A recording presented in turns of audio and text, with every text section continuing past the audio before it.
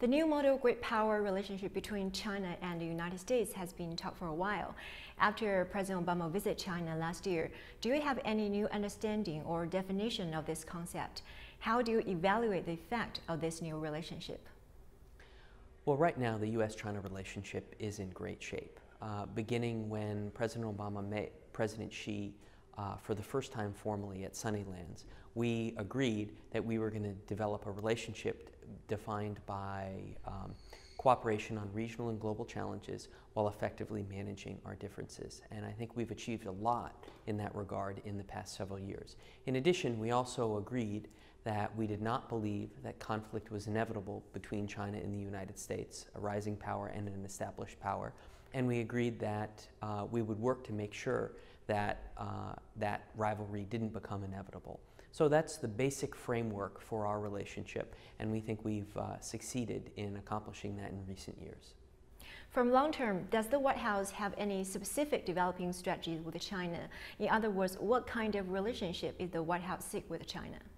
Well, we're seeking a relationship defined by more and better cooperation on regional and global challenges. So on issues like North Korea and Iran, on transnational challenges like climate change and Ebola. We want to work together with China because we think when the U.S. and China work together, we can make a significant contribution to these challenges. At the same time, we recognize that we're two countries with very different histories, political systems, social systems, and as a result, we have differences. That's normal and natural, but we have to make sure that we manage these differences in a way that doesn't put us on a pathway toward long-term rivalry, or it doesn't destabilize the relationship. So it's expanding cooperation on the one hand, managing our differences on the other hand, and maintaining a commitment to upholding international rules and norms. That's the broad strategic framework,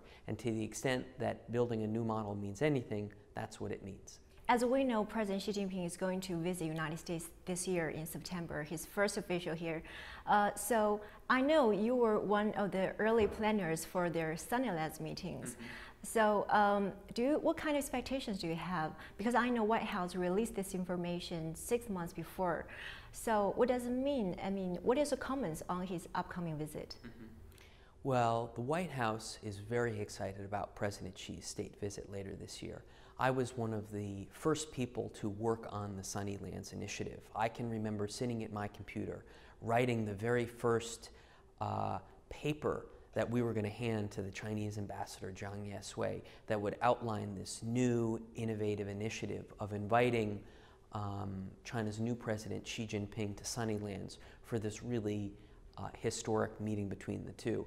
And Sunnylands demonstrated that when you get the two leaders together, that they can have very strategic, long-range conversations, that they can come to very effective compromises, and they can also find ways to manage areas where we disagree.